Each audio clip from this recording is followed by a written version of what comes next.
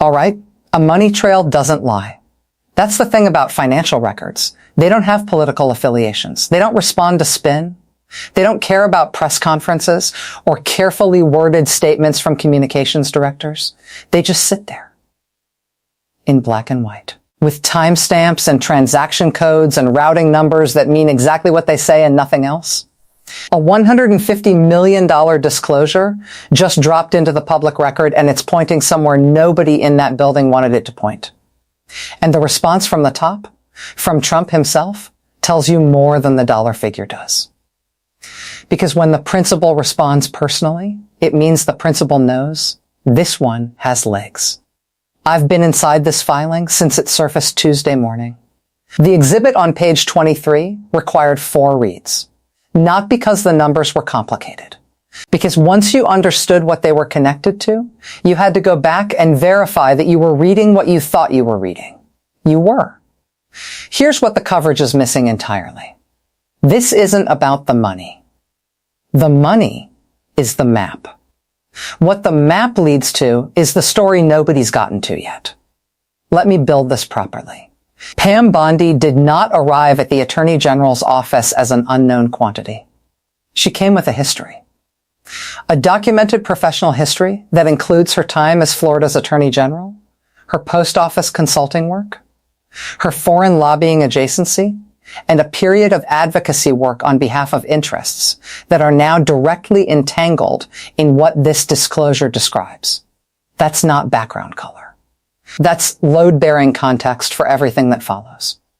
The $150 million figure entered the public record through a coordinated disclosure filed jointly by 2 separate oversight bodies operating independently of each other.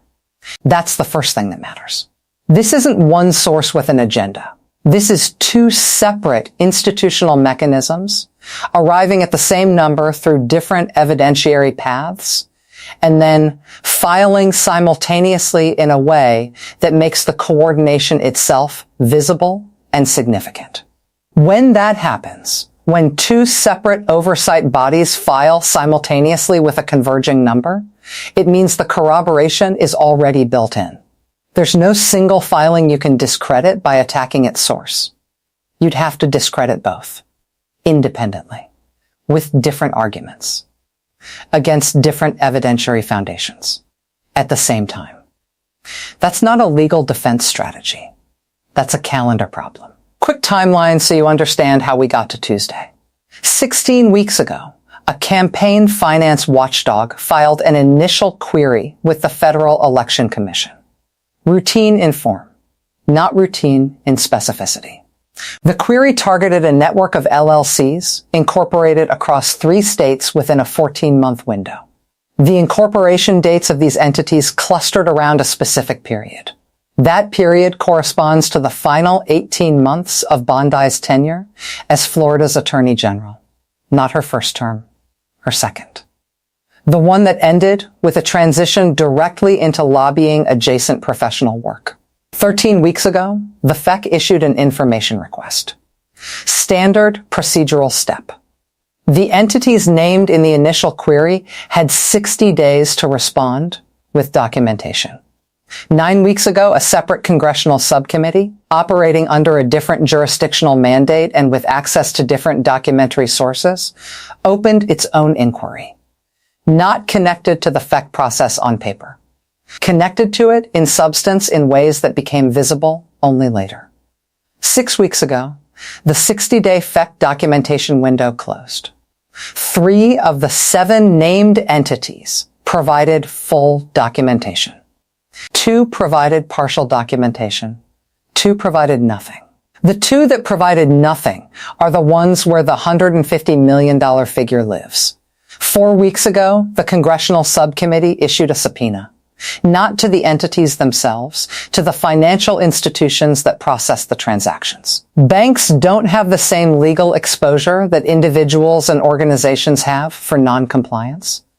Banks produce records. The subcommittee got records. And then they shared them with the FEC inquiry through a formal interagency information sharing mechanism that doesn't require either body to formally merge its proceedings. What the bank records showed is what became Tuesday's disclosure. And Tuesday's disclosure is what became Trump's personal response by Thursday afternoon. A response that arrived not through a press secretary statement, not through a DOJ communications brief, through a personal social media post that described the oversight process as a weaponized witch hunt designed to undermine law enforcement independence. Read that framing carefully. Law enforcement independence. That's the defense. That scrutinizing the financial relationships of the Attorney General constitutes an attack on law enforcement independence, not an examination of ethical obligations, not a transparency question about the nation's top law enforcement officer, an attack on law enforcement itself. When the frame is that aggressive, it means the underlying facts are that uncomfortable. Here's what the $150 million actually represents. The disclosure identifies a financial network, not one entity, a network. 7 entities at the identified layer. Potentially more at layers the bank records only partially illuminate. The $150 million is the documented total transactional volume passing through this network during a defined window.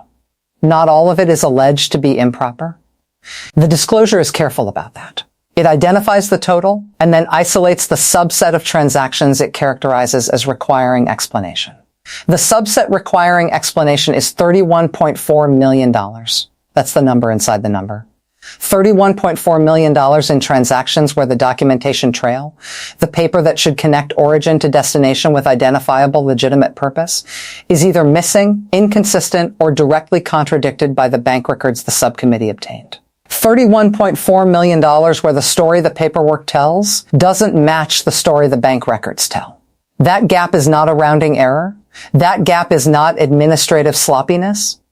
That gap is the kind of gap that financial crimes prosecutors spend careers learning to recognize.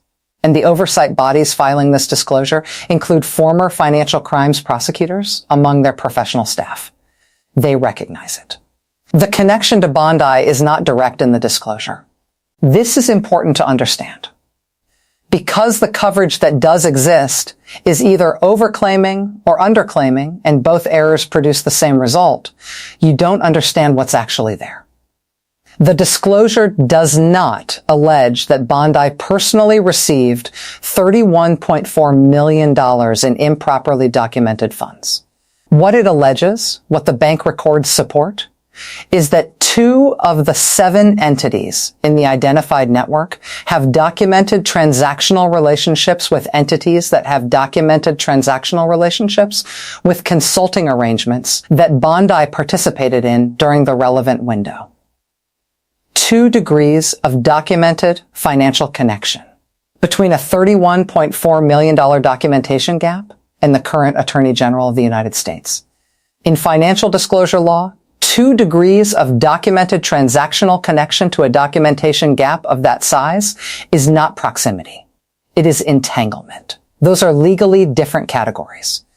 Entanglement triggers different obligations and creates different exposure than mere proximity. The disclosure uses the word entanglement. On page 14, in the operative language, not in a footnote, in the body. That word is doing significant legal work in a document that was clearly written by people who chose every word deliberately.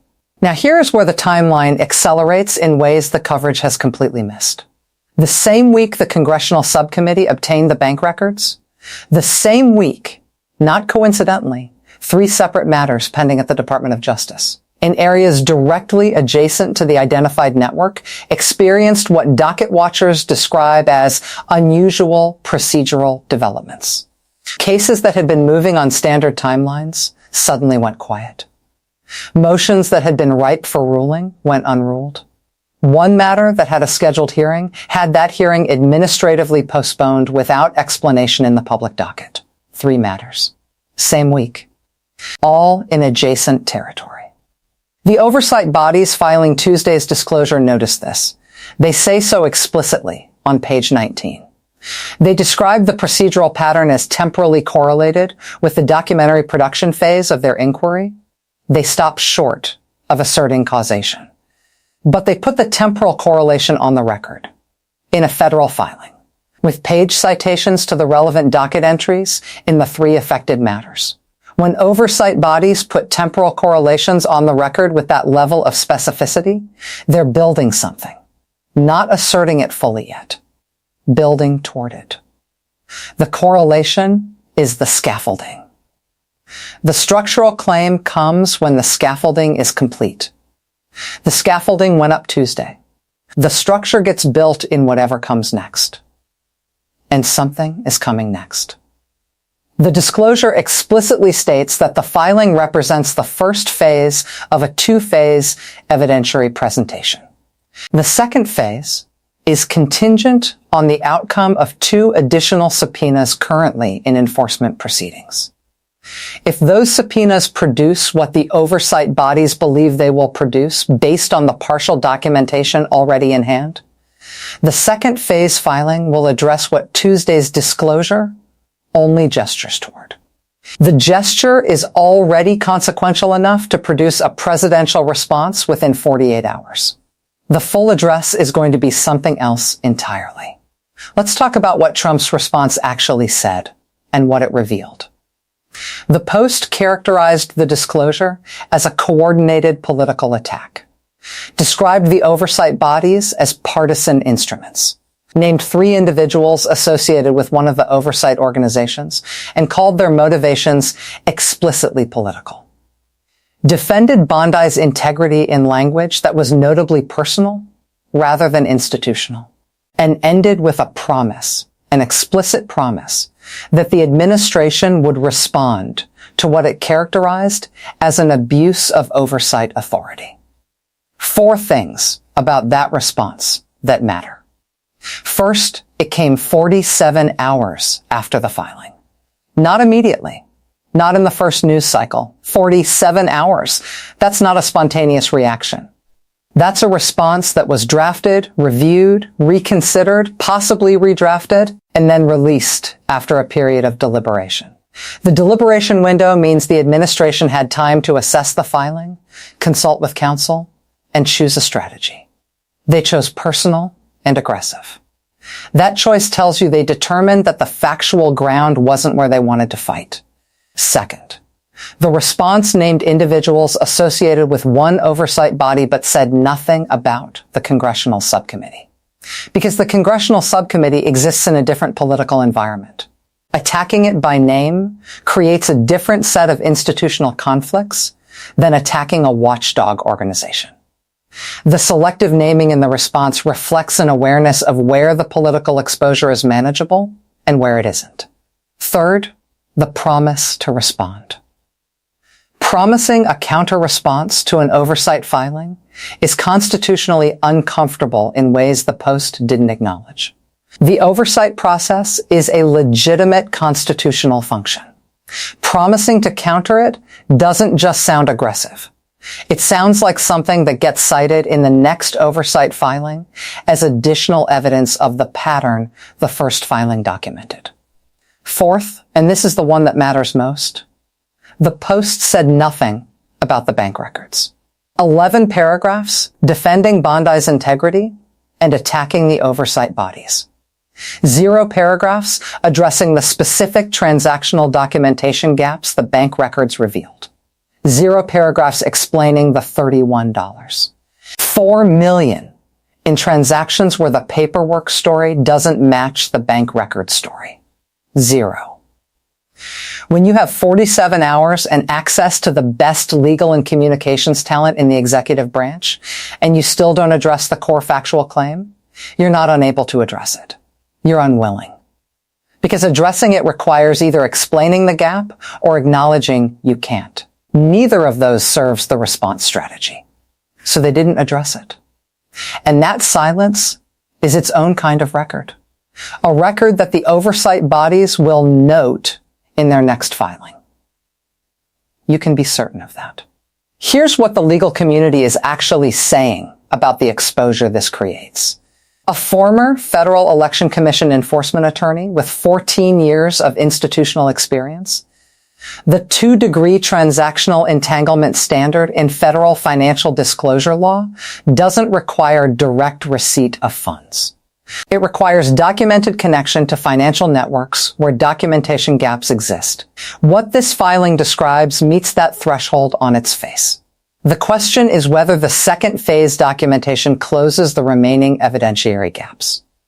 A congressional oversight specialist who served senior staff roles across 3 administrations, the interagency coordination between the FEC inquiry and the subcommittee process is the procedural move that changes the exposure calculus. Once bank records enter the subcommittee record through subpoena, they're in a federal proceeding with constitutional protection. They don't disappear because someone attacks the organization that first flagged the issue. A former DOJ Public Integrity Section attorney who spent 19 years inside the department. What concerns me when I read this filing isn't the dollar amount. Dollar amounts can be context dependent. What concerns me is the temporal correlation between the documentary production phase and the procedural anomalies in the 3 adjacent DOJ matters. That pattern, if it's what it looks like, is the kind of thing that becomes a separate inquiry, distinct from the financial disclosure question entirely. A constitutional law professor whose work focuses on the separation between executive authority and oversight functions, the administration's rhetorical response, characterizing oversight of the Attorney General's financial entanglements as an attack on law enforcement independence, is the kind of framing that reads very differently inside a courtroom than it reads on social media. Courts evaluate whether oversight functions are legitimate before they evaluate whether responses to those oversight functions are appropriate. This one is legitimate. The response is going to be evaluated in that context. That last point deserves sitting with. The response doesn't just fail to help the factual case. It potentially becomes evidence in the next phase of the proceeding.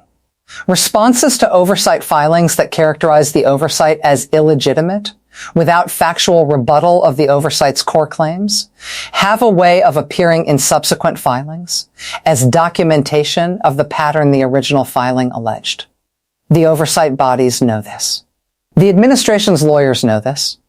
Someone made a calculation that the political benefit of the aggressive response outweighs the legal cost of creating additional record. That calculation might be right on the political timeline. It is almost certainly wrong on the legal timeline. Let's talk about the people who are actually living inside the consequences of this. There are 3 matters now experiencing procedural stasis because of the temporal correlation this disclosure documented. In each of those matters, there are parties. Not corporate entities with legal departments and communications teams and investor relations specialists. In at least 2 of the 3 matters, the primary affected parties are individuals and community organizations whose access to federal enforcement mechanisms depends on those proceedings moving forward on their legal merits and on their legal timetable. They are waiting. They have been waiting. They are now waiting longer because the proceeding that was supposed to resolve something on their behalf went quiet during a week when the Attorney General's office was receiving document production demands from 2 separate oversight bodies. That's not abstraction. That's a family that filed a complaint 2 years ago sitting in a room and wondering why the hearing that was scheduled got postponed without explanation. They don't know about the disclosure. They don't know about the bank records. They just know that the thing they were told was going to happen didn't happen, and no one is explaining why. The oversight process exists to protect them too. Not just to police the powerful. To ensure that the mechanisms ordinary people depend on are actually operating the way the law says they're supposed to operate. When those mechanisms get entangled, even with 2 degrees of documented connection between their operation and a financial network with unexplained documentation gaps, the people who depend on those mechanisms are the first ones who feel it. And the last ones anyone talks about in the coverage. That is not going to change in these broadcasts. But it's documented here. Because it's real, and because it matters, and because the story isn't just about the $150 million. It's about what the $150 million existence in the oversight record means for every proceeding that touched anything adjacent to the network it describes. Here's where the other side has legitimate ground worth understanding honestly. The 2-degree transactional connection standard, while legally recognized, is a threshold argument, not a conclusion. The oversight bodies have documented entanglement at the definitional level. They haven't yet documented in this phase what that entanglement means for specific decision-making inside the DOJ. The second phase of the filing is supposed to address that. Until it does, the entanglement claim exists in a space between documented and proven that is uncomfortable for the oversight bodies even as it's dangerous for the administration. The political coordination argument the administration is making isn't factually empty either. The timing of the simultaneous filing by two bodies, the specific week chosen relative to the legislative calendar, is visible. Oversight filings that arrive at politically convenient moments for the filing parties draw legitimate scrutiny about whether the oversight function is being deployed strategically rather than in response to the evidence alone. The administration's lawyers can and will make this argument. It won't address the bank records. But it's a real argument about the process that produced the filing. The scope of the network's transactional activity is also a legitimate complexity. $150 million in total documented transactional volume is large. But complex financial networks serving multiple legitimate functions can produce large transactional volumes. The disclosure isolates $31.4 million as requiring explanation. That subset is what matters legally. The $150 million figure is accurate, but potentially misleading about the actual scale of the documented concern. A $150 million financial network entered the federal oversight record on Tuesday. The network contains documented transactional flows through entities with 2 degrees of documented connection to consulting arrangements involving the current Attorney General. A $31.4 million subset of those flows carries a documentation gap, a gap between what the paperwork says and what the bank records show. 2 independent oversight bodies filed simultaneously with converging evidentiary foundations. The president responded personally within 47 hours. The response did not address the bank records. 3 DOJ proceedings went quiet during the week the documentary production demands were being processed. The oversight disclosure put that temporal correlation in writing in a federal filing. Bondi's name appears throughout the disclosure, not as a defendant, as the documented professional nexus connecting the period of the network's activity to the institutional authority being examined. That's a distinction that matters legally and doesn't matter practically. Her name is in the filing. The filing is in the record. The record doesn't have a delete button.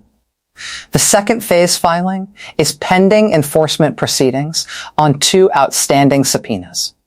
Those proceedings happen in 3 weeks. The political response has been deployed, and it has done the thing aggressive political responses do when they don't engage the core facts. It made the silence around those facts louder. The oversight bodies are watching the DOJ's procedural movements in the 3 affected matters. They said so, on the record, which means every movement those matters make is now being evaluated in that context, in real time, by people who have already demonstrated they know what to do with temporal correlations. This is not a story that ends with Tuesday's disclosure. The disclosure says explicitly that it's the first phase of 2.